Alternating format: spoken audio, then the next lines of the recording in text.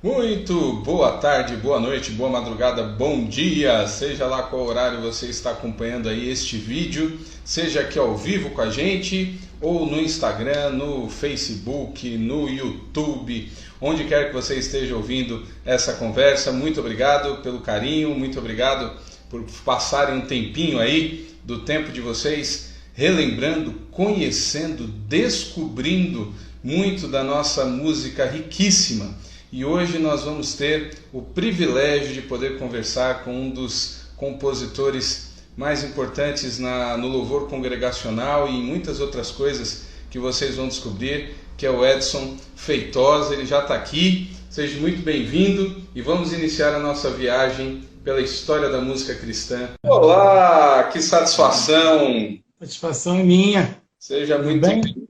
Tudo bem. Você está me ouvindo bem? Estou te ouvindo perfeitamente. Você me ouve bem também? Também estou te ouvindo. E é uma honra poder conversar com um dos compositores mais importantes no canto congregacional da igreja. E até já brinquei com alguns que eu estava falando. Eu disse, olha, com certeza você já cantou alguma composição dele em algum momento da sua caminhada, né? E é muito bom poder ter essa conversa contigo. E eu começo do jeito que já se tornou tradicional aqui. Como é que a música surgiu na sua vida e como é que ela cruzou com o Evangelho? Pois bem, a música surgiu na minha vida, eu digo que foi no Natal de 1967. Eu ganhei um acordeão, meu pai, um pequeno acordeão. Eu tenho ele até hoje. E eu acho que ali despertou, né? Vendo meu pai tocar. Meu pai, ele tinha um bom ouvido musical, né? Ele disse que tinha herdado isso da mãe dele. E aí ele tirava ali, eu comecei a me interessar, comecei a tirar, via algumas coisas ele tirando, algumas melodias, né? Um acordeão, eu só tocava só a melodia mesmo, né? Depois aprendi a fazer acorde, eu tinha 5 para 6 anos, 5 anos, né? 67, 5 anos. E aí depois, com 8, 9 anos, veio um tio meu morar com a gente, morar na minha casa, né? Irmão da minha mãe. E aí ele tocava violão, aí aprendi lá uns 3, 4, 5, 6 acordes com ele. Comecei a tocar na rua, né? E aí, com 10 anos, eu fiz a minha primeira música para participar de um festival. Festival que tinha em colégio, né? Eu estudava num colégio público, né? E tinha um festival lá. E eu participei, fiz a música para participar. E logo depois, na pré-adolescência e adolescência, eu comecei a tocar assim, com os amigos na rua, né? Aprender, tocava Beatles, né? A minha escola foi essa, assim, aprender na rua. Eu tive um amigo que ele se tornou até um cara muito grande na música. Tem muitos anos que eu não o vejo, mas ele compôs músicas, né, no tempo que os brasileiros cantavam e tocavam em inglês, né? Ele fez uma música de muito sucesso. Ganhou muito dinheiro, foi para Berkeley, nos Estados Unidos, e nunca mais vi. E aí eu comecei, tocava em banda de garagem, assim. Banda de garagem naquela época, assim, você se reunia na casa de alguém, né? Levava um instrumento, 3 guitarras, 2 baixos, uma bateria improvisada. E eu fazia música naquela época falando sobre drogas, sobre viagem psicodélica e tal. Me envolvi com drogas na adolescência, né? Mas assim, eu ia à igreja desde sempre, desde os 2 anos de idade. Os meus pais não eram cristãos, não eram evangélicos, mas eu ia muito, ia na igreja. E aí, a hora que eu pude falar não para alguma coisa, eu tentei falar não para a igreja, minha mãe falou não. Então eu ia obrigado na igreja, domingo de manhã, de tarde eu ia tocar na banda de garagem. Mas aí me converti em 77, e aí, na igreja onde eu frequentava mesmo, né? E aí comecei com a igreja batista, né? Tinha lá aquela união de adolescentes, sabe como é que me chamavam na época, né? Mocidade e tal. Aí eu comecei a fazer músicas para o Senhor, e desde então, eu só faço músicas para o Senhor, né? Já são mais de 150 músicas gravadas, 150 músicas feitas, né? Essa conta é sempre muito difícil de fazer, né? E cento e poucas gravadas, né? Uhum. Cento e poucas gravadas. Então, seriamente, assim, dentro da igreja, que eu posso falar de ministério, desde 1980, dirigindo louvor e participando de ministério de louvor, desde 1980. E fazendo música desde então.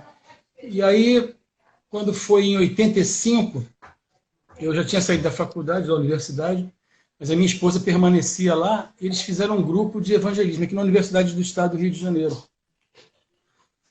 E nós fizemos um grupo de evangelismo e começamos a tocar. Chamava de 100 por 1, o nome dessa banda. Que era eu, a minha esposa, duas primas, que a gente fez saber muito tempo depois que eram primas, era a Silvana e a Lúcia Marota, que são as irmãs do Paulinho Marota, baixista do Revanhão. A gente, depois de cantar por muito tempo, foi descobrir isso. E mais um outro rapaz tocava com a gente, Moisés Calazans. Fizemos evangelismo lá por muitos anos, e o Pedro tocava com a gente, Pedrinho tocava com a gente, Samuel Lima, do sax, tocou com a gente. Muita gente boa tocou com a gente naquela época. Quando foi em 87, eu passei num concurso para a empresa que eu trabalho hoje, até hoje, que é a Petrobras. Eu tenho 33 anos lá. E fui morar em Macaé. Então, eu tive um vácuo na minha vida aí de 87 a 91, porque já estava casado, tinha uma filha pequena e, sim, a igreja aqui eu só ia no domingo de manhã. Tocava teclado e tal, mas fiz algumas músicas nessa época. Mas quando eu voltei para o Rio, a primeira coisa que eu fiz, a gente gravou um álbum. E gravamos lá no estúdio do Pedro Braconô. Foi em 91. Nosso primeiro LP. Tem muita gente que não sabe o que é LP, mas LP é um CD preto que tem dois lados. Lado A e lado B. E aí tocou na rádio, foi bem legal. Em 93 a gente lançou um outro. Mas esse primeiro que vocês lançaram foi com que nome? Era qual a composição? 100 por 1, e a música que ficou mais conhecida na época era Para Deus Não Há Impossíveis. Para Deus não há impossíveis, eu creio sim. Todas as músicas eram minhas do CD, né? Mas tinha música, engraçado, naquela época, na década de 70, 80, era muito difícil você ser gravado, né? Gravar um disco era uma coisa inimaginável, né? Naquela época. Hoje é muito fácil, você grava na sua casa, coloca na internet e o mundo está sabendo. Mas naquela época não. E aí eu gravei, assim, tinha músicas minhas que ficaram conhecidas no Brasil todo, sem ser gravadas, né? Elas foram gravadas muito tempo depois, mas eu era da Mocidade para Cristo aqui no Rio de Janeiro, então a música se espalhava assim, né? Nos encontros, acampamentos. Por causa dos acampamentos a música ia, né? Você tinha gente do Brasil todo, aprendiam as músicas, mas a música que ficou famosa assim foi Tributai ao Senhor, Filhos de Deus. Vê se você conhece. Tributai ao Senhor, Filhos de Deus. Essa aí. Essa música é sua. Eu estou descobrindo as coisas nessa fase aqui também. Você cantava muito lá em São Paulo. Depois o Dom e o Azaf gravaram essa música. O Azaf Borba, né, com o Dom qualquer coisa, não lembro o nome dele. Eles gravaram essa música, a música ficou conhecida. O disco do 100 por 1 ficou conhecido também. A gente gravou um segundo disco depois. Foi um relançamento do primeiro, mas com algumas músicas inéditas, né? E, assim, um grande salto na minha vida na música, assim, aí eu digo que assim, a inserção mesmo no louvor congregacional, porque a 100 por 1 era uma banda de evangelismo. A gente tocava, não fazia louvor, né?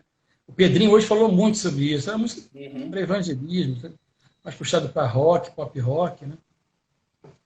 E tocamos em eventos grandes, inclusive eventos que foram patrocinados pela comunidade, que hoje não, dia 28 anos, é a minha igreja, né? Mas, como no Rock in Rio, Gospel Power Festival, que foi aqui na Apoteose, tocamos lá para 100 mil pessoas, né? Era rock. Mas aí eu fui para a igreja depois de um tempo, fazia parte do Ministério de Louvor lá, tocava e dirigia louvor. E um dia eu fiz uma música, numa reunião de músicos, assim, a gente estava orando no final, eu fiz uma música, comecei a fazer uma música, cheguei em casa, acabei de fazer a música com a minha esposa, com a Ana, que é a minha parceira, né? E essa música, quando a gente mostrou na igreja no domingo seguinte, assim, foi uma avalanche de coisas, assim, né? Porque a igreja toda entrou e tal. Nosso pastor pegou a palavra e falou assim, tô crendo que essa música vai para o CD da comunidade. A gente nem pensava em tocar CD, gravar CD naquela época, né? Não estava no plano, né? Fazia louvor normalmente na igreja. Isso foi em agosto. Quando foi em outubro, a gente estava no estúdio gravando. E essa música deu nome ao CD, nosso primeiro CD da comunidade, né? Primeiro CD que eu participei, né? Mas é o primeiro dessa última leva aí, que é Ventos de Avivamento. Ó, faz chover, Senhor, Águas que reguem a terra, que foi conhecido no Brasil todo, até pela voz da minha esposa. A minha esposa que canta naquela gravação ali original. Já deu uma pincelada boa.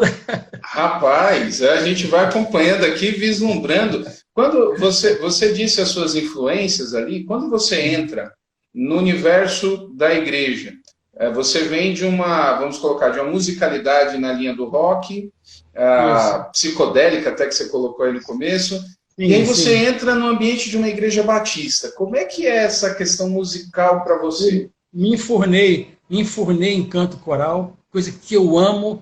Cantei em coral muitos anos da minha vida, na Igreja Batista. Regi coral em outras igrejas que eu participei. Estudei canto coral, né? Canto coral e regência. Um cara que era uma referência na década de 80, final da década de 70, década de 80, que era o maestro Abelardo Magalhães. Não sei se ele ainda vive, né? Mas me influenciou isso aí. Logo de cara, assim, como eu gostava de música, eu grudei com uma pessoa que era o regente do coral, né? Chama-se Adérico Freire da Silva. Ele é vivo, ele tem 76 anos, super jovial, a gente se fala todo dia no WhatsApp. Foi a minha referência. Eu olhava para ele e eu queria ser igual ao Adérico, né? E o mundo deu muitas voltas, eu acabei pregando no culto em ação de graça dos 50 anos do Ministério de Louvor Sério, dele. Legal, que né? bacana, muito, muito. Isso. E aí, nessa época, eu estudei violão clássico, né? Estudei teoria musical e tal. Eu queria ser um compositor, queria ser músico profissional, né? E achava que era estudando que conseguia isso, né?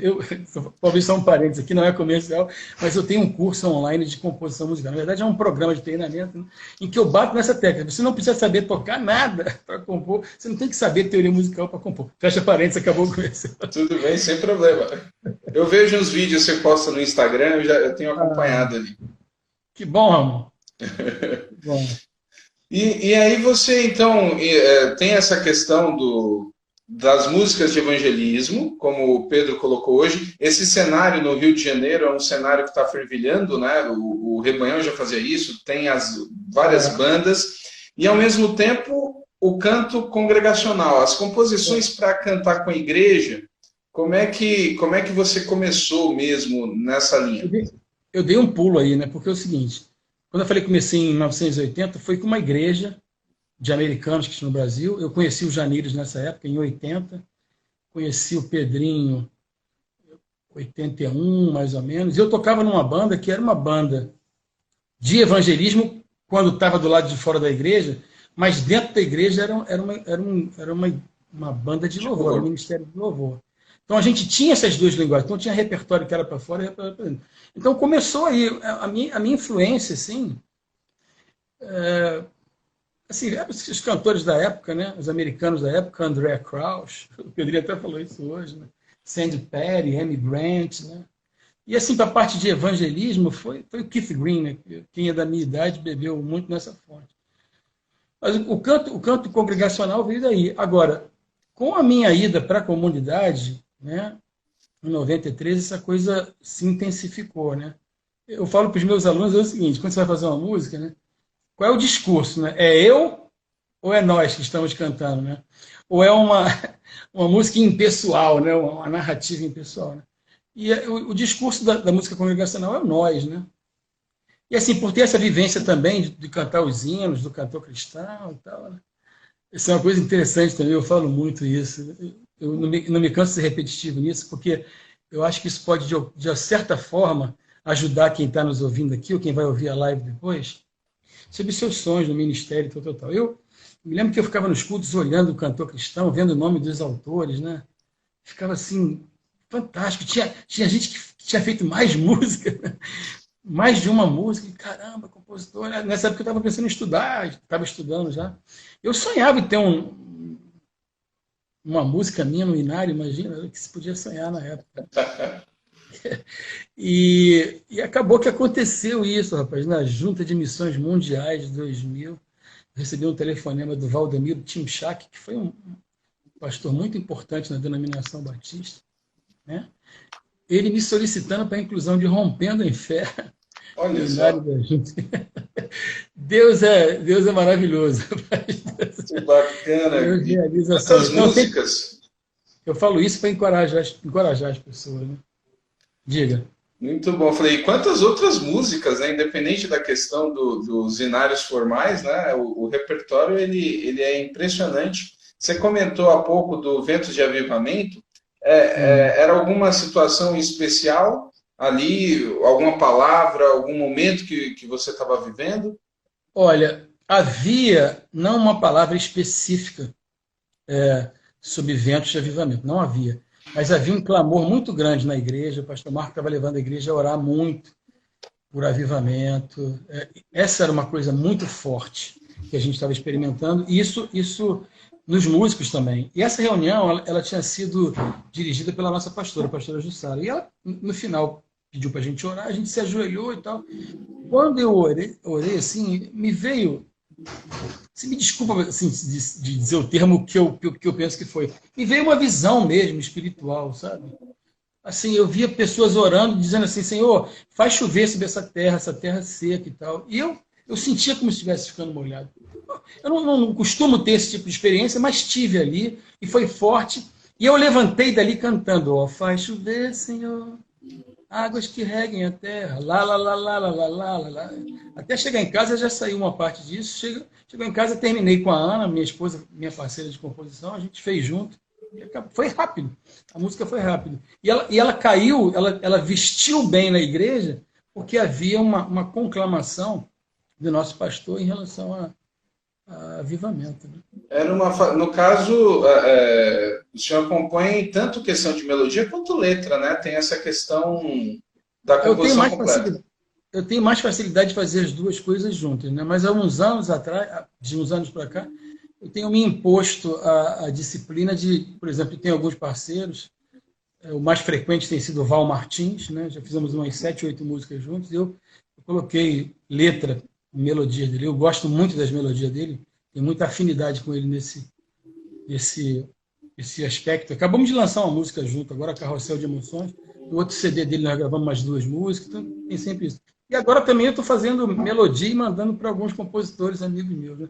Por exemplo, eu sou amigo do Joran Ferreira há 30 anos. Né? O Joran me deu uns toques muito bons. Aliás, era uma pessoa que você podia convidar para cá, hein? Fica a dica. Opa, aceita a Joran dica. Ferreira. Tem mais de 1000 músicas, assim, músicas conhecidas no meio gospel. Ele, de 20 anos para cá, ele só compõe música cristã.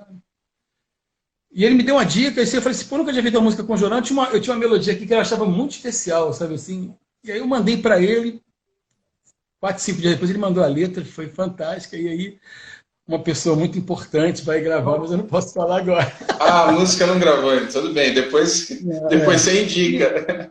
E essa semana também eu fiz uma outra melodia, linda também, linda, assim, eu estou num momento muito fértil, sabe? As coisas estão vindo assim, né?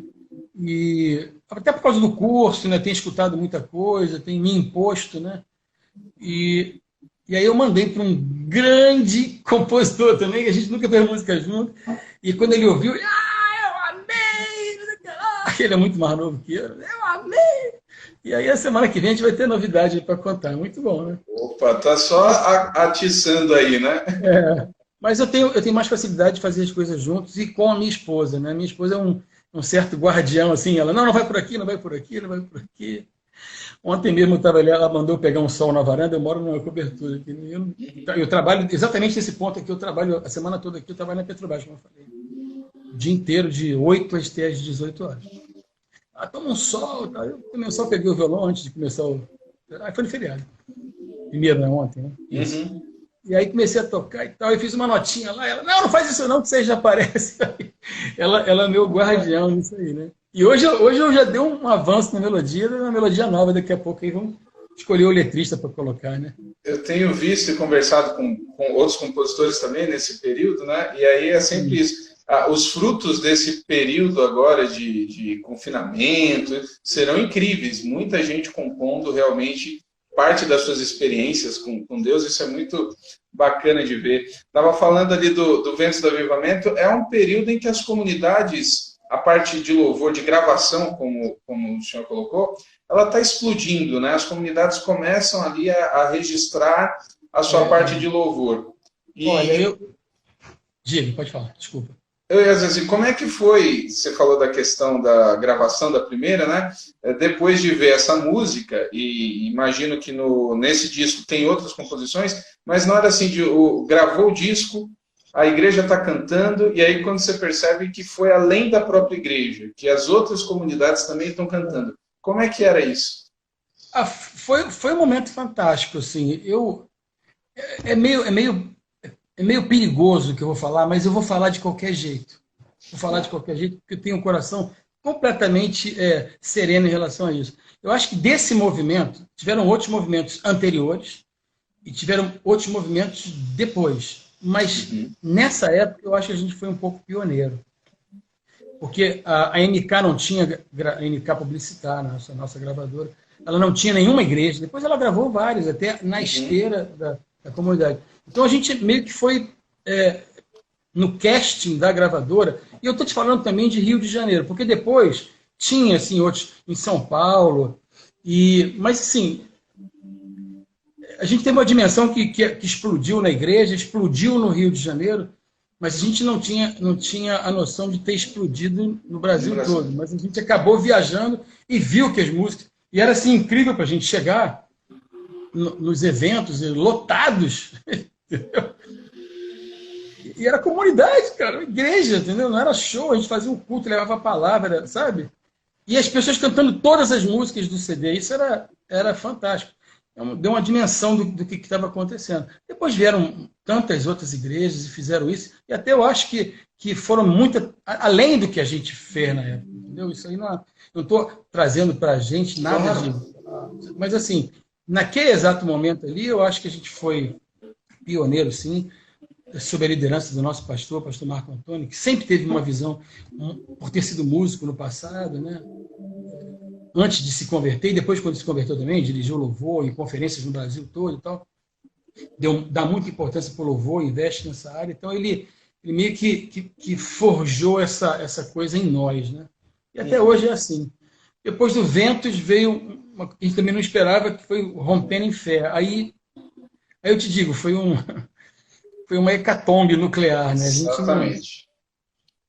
não tinha noção. Eu sei, na época a gente eu ganhei um prêmio da BPD, Associação Brasileira de Produtores de Disco, né, como música gospel mais tocada nas rádios do Brasil. A gente ficou 9 meses em primeiro e segundo lugar aí, na maioria das rádios evangélicas do Brasil. Foi um marco. Eu tenho um amigo que ele fala assim, ele me chama de Feitosa. Feitosa, as nações têm seus hinos, os clubes de futebol têm seus hinos, as revoluções têm seus hinos, e a fé também tem seus hinos. E Rompendo em Fé. Realmente, como é que foi o processo de composição? Foi uma situação? Ela veio de... Como é que foi? Foi uma palavra, 2 palavras, 2 sermões. Nós lá na igreja, assim, desde pequeno, a gente tem a mania de anotar os sermões, né? Jovens, desde pequenininhos, já anota sermão. Eu já fazia isso, cheguei lá, a igreja também já fazia, né? E aí ele pregou 2 sermões seguidos, né? E era em Hebreus capítulo 11, dizendo assim, a fé é. A fé não está, a fé não foi, a fé é. E ele usou uma expressão em um determinado momento, no primeiro sermão, foram 2 sermões seguidos. Mas no primeiro sermão, ele usou uma imagem, uma ilustração, melhor dizendo, sobre a mulher do fluxo de sangue. E ele dizia assim, era uma mulher numa sociedade machista, que deixava a mulher de lado, ela tinha uma enfermidade que a tornava imunda, né? Então, por isso, impunham a ela um afastamento, um isolamento social, que é o que a gente, em tese, está passando hoje. Mas ela tinha um objetivo, ela assim, se eu ao menos tocar na orla das vestes dele, ela foi.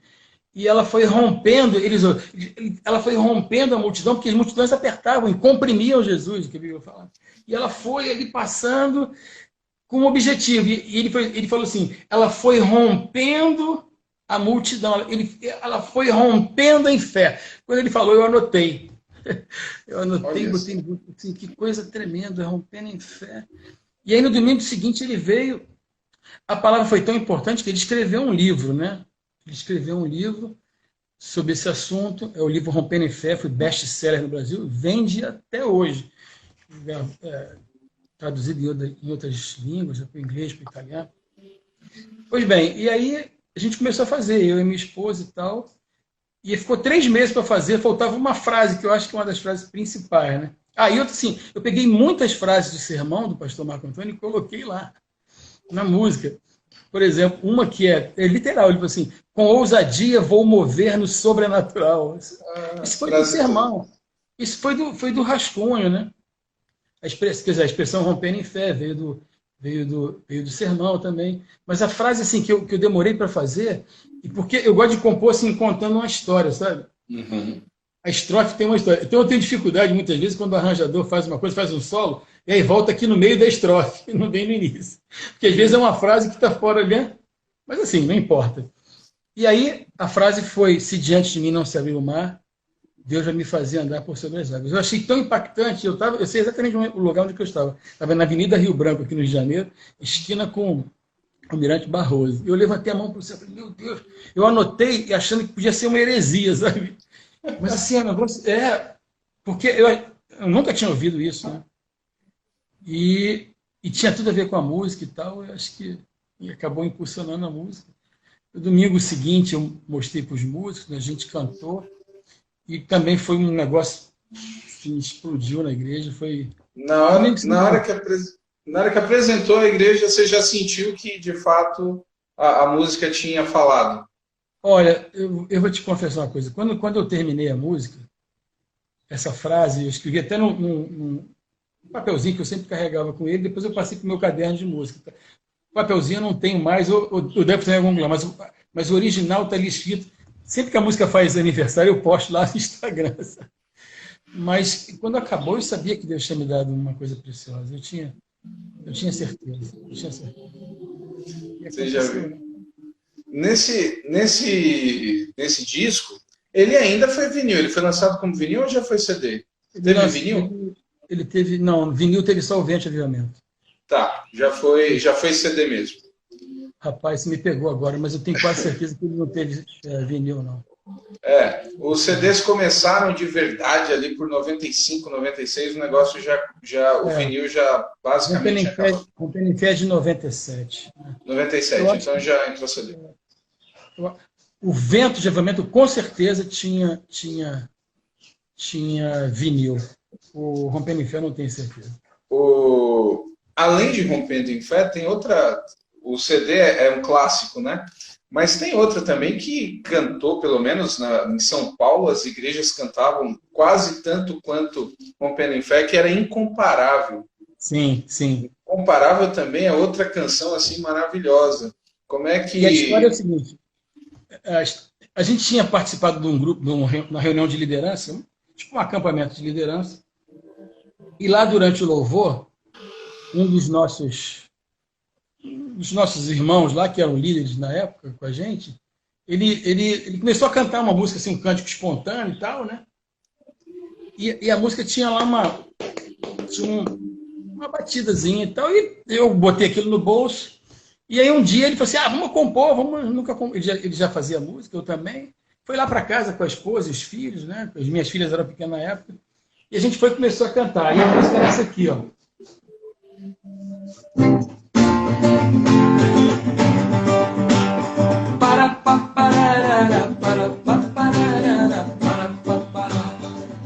E aí eu fiz essa parte, o Parapaparara, né?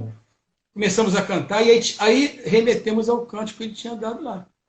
É rápido, acabamos a música. E aí ele falou assim, vamos fazer outra. E aí era o seguinte, eu morava na zona sul aqui do Rio de Janeiro, em Ipanema, e trabalhava no centro. E pegava o ônibus e passava pelo aterro da cidade, ali, né? pelo aterro. E aí eu dei uma olhada assim, Corcovado, tinha uma neblina assim na Baía de Guanabara, coisa linda, né? Aí eu me lembro que eu falei assim, poxa, o Rio de Janeiro é incomparável. E na mesma hora eu falei assim, o Rio de Janeiro é incomparável, incomparável é Jesus. E aí cantei, incomparável, Senhor, Tu és. Aí lá, e aí mostrei para ele, né? Ele, caramba, pô, vê se combina com isso aqui. Aí ele começou a cantar, né? Tu não habitas em tendas, nem... Não, não, ele. Tu não habitas em tendas, nem em templos feitos por mãos. Aí eu, eterno, perfeito, princípio e fim, Rapaz, acima das religiões. Não há nada, ele, no céu, na terra ou no mar, semelhante a ti, Senhor. Aí eu, tua imagem está revelada em nós, expressão do teu amor. E pô, saiu. rapaz, assim. Mais meia hora saiu a música. Interessante, que aí nesse processo eu tinha anotado um monte de coisas ali, né? E aí no dia seguinte ele foi embora e tal, já gravado na fita cassete. Eu fui pegar meu caderno e com as coisas que eu anotei eu fiz uma outra música. Estava inteira. É assim, ó. Com amor eterno, menina dos olhos de Deus. Estava lá no caderno. E o caderno está até hoje lá. Preciosidade. Foi. Nossa. Nunca mais a gente fez música junto. Sério? Sério, é. E a gente apostava que Incomparável iria puxar o CD, né? Até que veio o Rompendo em Fé, a gente acertou tudo no processo de gravação, e aí tinha que gravar ao vivo. É a minha voz, aquela coisa que você vê lá. Aleluia. Era eu, o rouco, cada corda vocal dessa grossura aqui. Nossa. Foi aquela gravação que explodiu no Brasil todo. Depois gravamos 3 ou 4 vezes depois, né? Rompendo em Fé tem várias versões, inclusive de outros cantores. Não. Só quem gravou Rompendo em Fé, sem ser a comunidade, teve uma gravação apócrifa que eu não vou mencionar, mas quem gravou agora foi o Delino Marçal. Eu quase ia falando da apócrifa, descobri agora, porque eu já ia dizer que eu lembrava muito forte dela num outro CD, mas tudo bem, sem problema. Diante o CD desses... não durou muito. O CD não durou muito. Ok. Alguém está falando aqui que cantou Menina dos Olhos de Deus no casamento. Olha que coisa legal, né? As músicas elas vão tomando a dimensão. Você comentou, pessoal, a gente não tem tanto tempo, então eu fico sempre focando na história. Eu não fico muito fazendo as perguntas, mas eu vi aqui que entrou o Marcelino, que é do Vineyard Music Brasil. Ele é compositor, ele canta. Seja bem-vindo aí, viu, Marcelino? Como foi quando você escutou pela primeira vez uma música sua no rádio? Qual que foi? Foi em 1982. 82? Eu era bem jovem, né? Eu ainda sou jovem, né? Mas eu era mais jovem do que eu sou hoje. E era um sonho ter uma música minha gravada, né? Primeiro você sonha que uma música sua seja cantada na sua casa, no Natal, no aniversário, depois pelos amigos da rua, quem sabe da igreja que você era, ou da igreja de um outro bairro. Imagina, uma igreja de outro bairro cantar uma música sua. E talvez de uma outra cidade, mas assim, o sonho de compositor é ter uma música gravada e depois vir tocar no rádio, né? Depois os sonhos vão aumentando, né? Que ela entra na parada, que ela fica em primeiro lugar, aquela disco de ouro, essas coisas tudo. Mas foi uma pessoa que vendia muito disco na época. E era o Oséias de Paula. Uau! No LP Minha Alegria. Nossa, eu tinha esse LP. Qual é a sua música? Tudo aquilo que me faz cantar, meu Jesus. Minha vida no teu altar. Quero, Senhor, entregar. Não lembro mais a letra. Voltei aqui, nossa, voltei na infância. Eu tinha esse vinil. Meus pais tinham alguns do Oséias de Paula, e esse ele tem uma música em castelhano, inclusive, e tal. E, nossa, eu nunca ia imaginar que justamente nesse... Depois o Oséias gravou uma outra música minha, já em 93, e aí foi uma produção do Joran, que era... que maravilha ver em minha vida o teu poder e o fluir em mim do teu espírito para cada dia mais te conhecer. Ah, quem poderá contar, com palavras descrever o gozo, a paz, o amor e a alegria que eu senti no dia em que entreguei minha vida a ti. Nossa, coisa Olha, linda. Você comentou agora do Oséias, e é outra questão também que o senhor tem várias parcerias e algumas músicas que as pessoas nem sabem que são suas. Como é que é, ou algumas composições que a comunidade não gravou e foram gravadas mesmo com outros cantores? Como é que as muito. parcerias foram surgindo? Assim, teve uma música que eu fiz em janeiro de 99. Tinha um teclado, eu tenho um teclado bem ali, mas um teclado lá em casa, estava tocando. Comecei a fazer uma parte, aí a minha esposa entra no quarto. Eu tinha lido a Bíblia, estava tocando, e aí comecei a cantar. Primeira frase. A tua palavra escondi, guardada no meu coração. Aí ela, pra eu não pecar contra ti, Senhor, a tua palavra escondi. Aí eu, minhas vestes no sangue lavei, e das tuas águas bebi. Aí ela, para ser uma oferta agradável a ti, minha vida a ti. É bom ter parceiro bom, né? Impressionante, estou impressionado aqui como as coisas É são. a parceira que é boa, rapaz. Que coisa! E aí você fez, e ela, E como é aí que ela. eu fiz, aí eu falei assim, meu Deus, essa música tá a cara da Cassiane. Eu escrevi, está no caderno, está no meu caderno. E aí, uns 2, 3 meses depois, assim, eu não encontrava com a Cassiane, acabei encontrando, a gente foi tocar numa exposição agropecuária. Aí ela assim, eu estou gravando, você não tem uma música para mim, não? Eu falei assim, tenho. Tenho sim. Mas assim, era Cassiane, né, cara? Mandei 4 músicas logo, né? Numa fita cassete. Se o pessoal não sabe o que é fita cassete, não tem problema É, nenhum, né? Deixa eu falar. a nova geração vai redescobrindo essas É. coisas. E aí, uns 2, 3 dias depois, ela me ligou e falou assim, eu gostei de todas, mas tem uma. E aí era essa música, Oferta Agradável a Ti. E é coisa interessante, porque eu também tive uma experiência nessa música. Na hora que eu falei assim, Cassiano, eu vi ela cantando assim, com a mão levantada, ela é pequenininha assim. Pô, naquele ano, em 99, a música explodiu, né? Essa música, ela entrou naquele CD, que é o CD que ela mais vendeu na vida. É o CD Com Muito Louvor. Com Muito Louvor, o hino da vitória. Tem essas músicas todas lá. A nossa música está lá. E ela cantou no Canta Rio 99, tinha 100 mil Opa! pessoas, 150 mil pessoas. E quando ela cantou, que levantou a mão, eu falei assim, foi isso que eu vi.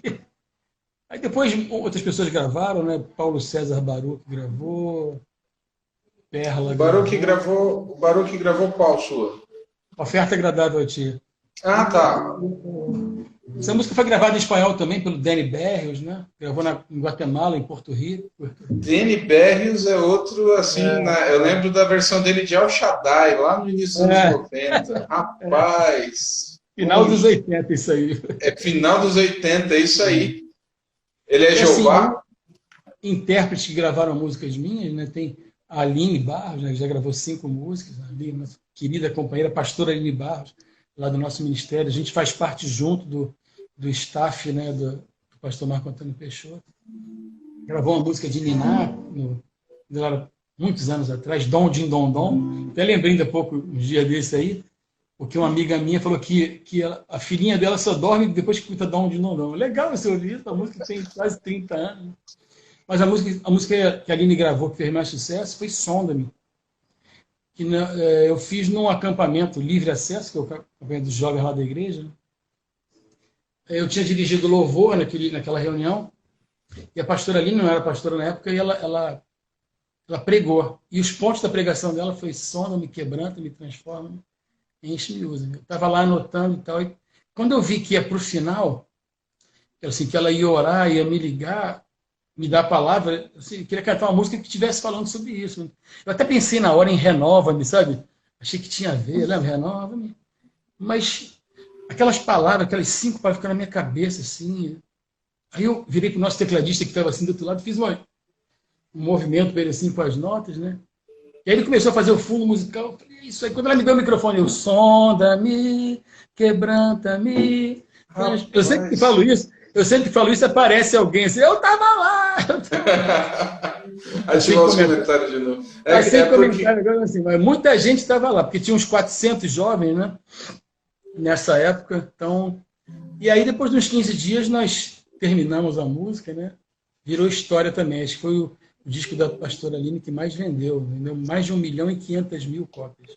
essa música foi. E o engraçado, o interessante é que a Aline Barros tinha alguns anos antes. Isso foi tal som, 99 foi a outra música da Cassiane, né? Ela tinha feito sucesso também com uma outra música que falava Sonda-me, ali no início dos anos 2000, que ela fazia um dueto e tal. Foi, exato. Foi, E exatamente. aí, Ela fez sim. e aí Mas depois foi, teve, alguns anos depois, teve essa também, que foi um foi negócio até hoje. coincidência. Eu acho que essa fez mais sucesso que a outra, brincadeira. Provavelmente, né? Porque ela tomou uma dimensão assim Tomou. impressionante. Aí essa foi gravada pelo Rick Vallen, foi gravada pelo JA, né? Então, a minha filha Lorena, que mora em Portugal, está aqui dizendo que estava lá. O Daniel de Londres também estava lá. Tem o pessoal aqui que já comentou algumas vezes, tem uma música que o Luan Santana gravou. Sonda-me. É a Gravou Sonda-me. sim. É, Ah, é. ok. Foi um negócio muito legal também. Ele estava num projeto do Dudu Borges, que é um produtor de musical. Tem mais de 1 bilhão de hits, as músicas dele no YouTube. Ele tem um dos projetos dele lá, do Análoga, chama-se Análoga Praise. Ele chamou o Luan para cantar uma música gospel e o Luan impôs uma condição para ele: eu só canto se for Sonda-me. Uau. Ele dizia que era uma oração que ele fazia, que tal. E ele deu um depoimento no Instagram dele, lindo, falando sobre a letra, uma oração. E ele canta, a interpretação dele é fantástica também, né? A interpretação dele nessa música aí é fantástica. As músicas, elas vêm assim de uma maneira muito forte, muito fácil, assim, a gente olhando e o senhor comentando. Quando você termina, tem aquela ideia, olha, essa aqui é para a comunidade, canto aqui para a igreja. Essa aqui vai para outra. Como é que funciona? Com certeza, assim, música congregacional é direto para a comunidade, né? Direto Mas para a comunidade. a Sonda-me, ela tem essa veia congregacional também. As igrejas também cantam. Igual Rompendo em Fé também tem, porque é uma música que você pode cantar sozinho, né? Mas você pode cantar junto com o povo. Você acaba, a pessoa ouvindo a tua voz, ela é edificada, ou ela acaba fazendo a mesma coisa que você está fazendo, buscando a Deus, orando. Então, tem essas coisas. Assim, a música congregacional não é só o discurso estar na terceira pessoa do plural, no nós, né? Uhum. Essa música é fácil de cantar. Se você fizer uma música que é muito cheia de... Ó,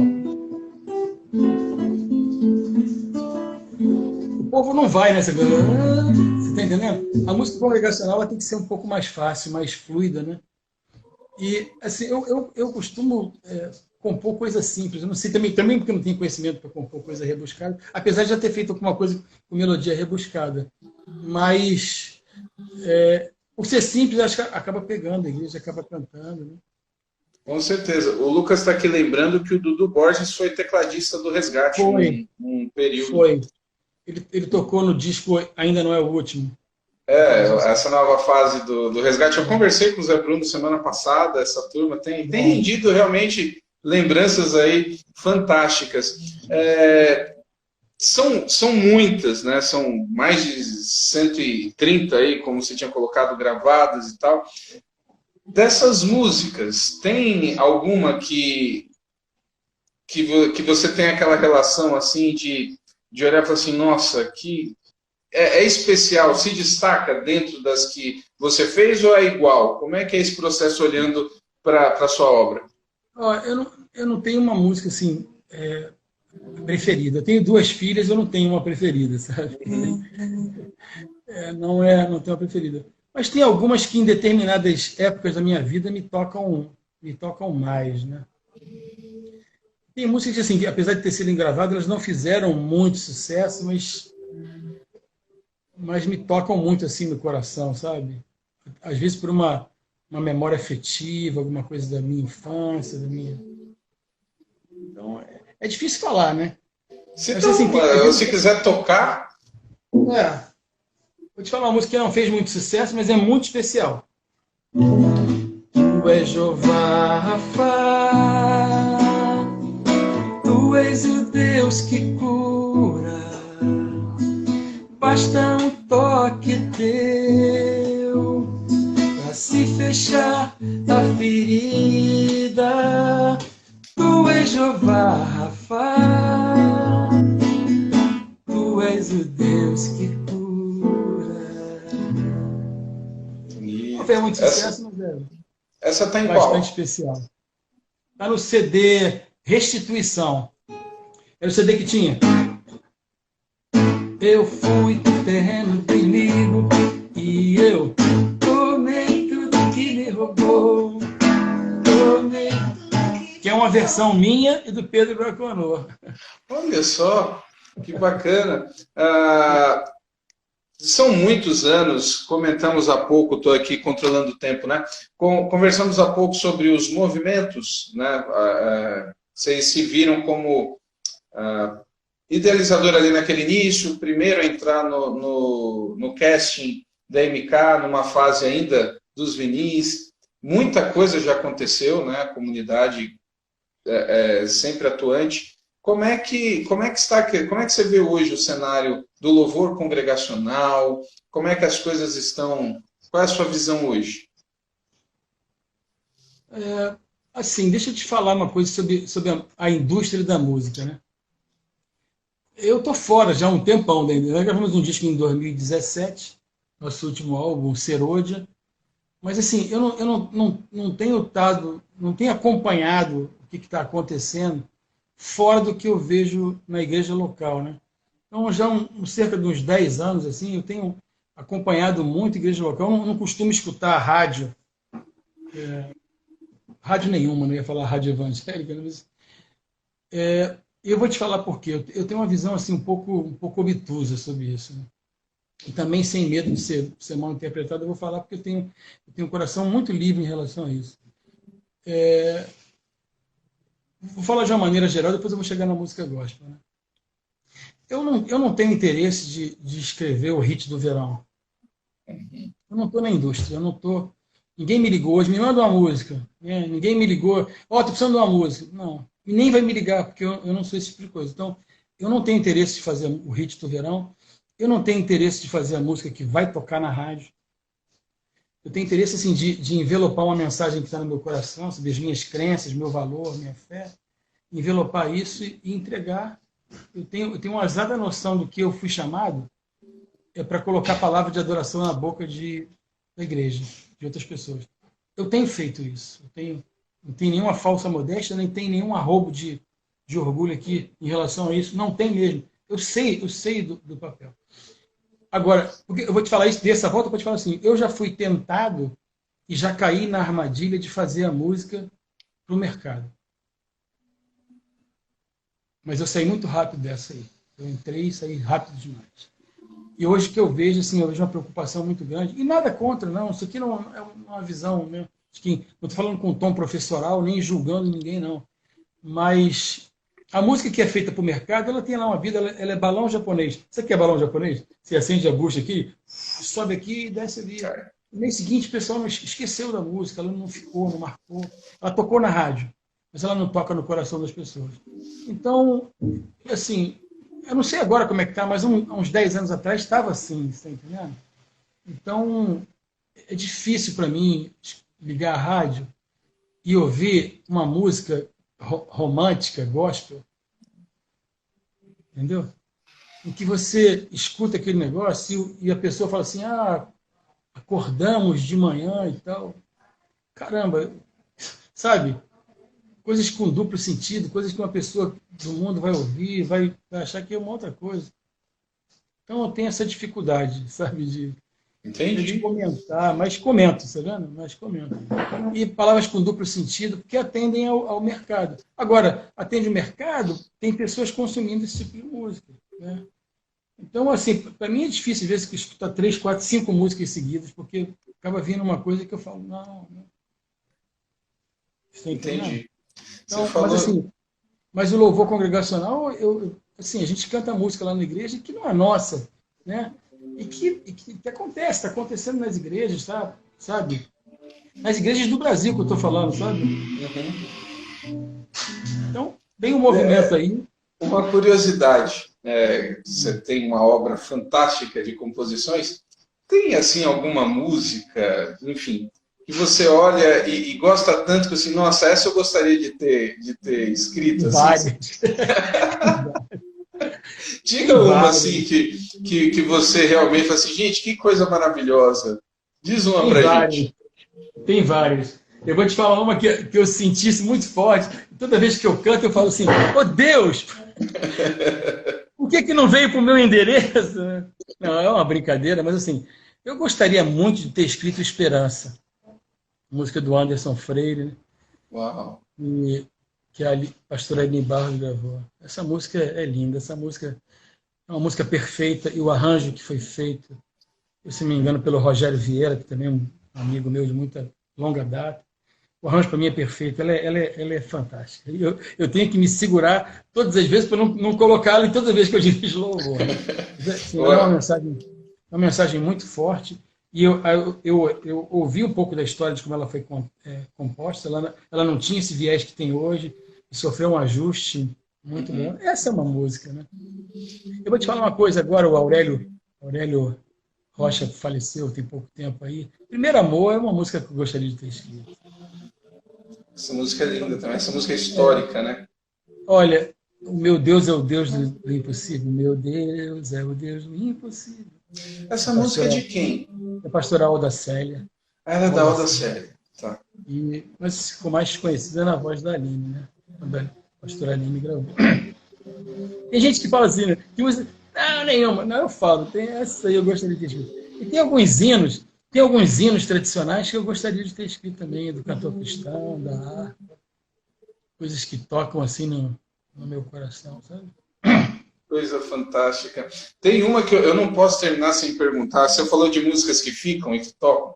Tem uma música que eu confesso que, como pastor, teve uma época que eu precisei chegar para o grupo, lá para a turma, e falar assim, gente, já deu, não dá mais. Segura um pouco. Fico feliz. Rapaz, essa música, ela foi uma febre, assim, naquela época que o pessoal queria, os jovens... Ela é sua, né? Eu fico feliz de ouvir isso. Tocou tanto que aí teve um dia que eu falei assim, gente, peraí, a música é bacana, mas vamos colocar outra também. E ela surge como? Essa música é uma história bastante interessante. O pastor David Lawrence, um pastor americano, ele fez parte da Integrity Music no tempo do Ron Kenoly, gravou lá o God's Able, gravou outro DVD, VHS na época. Ele veio no Brasil fazer um seminário na nossa igreja. Ele me deu uma penca de músicas lá para traduzir, né? E eu traduzi umas 5 ou 6 músicas, assim, e essa eu tive uma dificuldade. Essa sim, essa não. Uma música eu tive bastante dificuldade. Era uma coisa tradicional, né? It makes me glad to come to your house. Eu nem me lembro direito, mas... E eu falei, não, aí não cabia a letra, não cabia a métrica, e aí eu peguei o violão e... Sabe? E aí aproveitei parte da letra, mudei melodia e tal.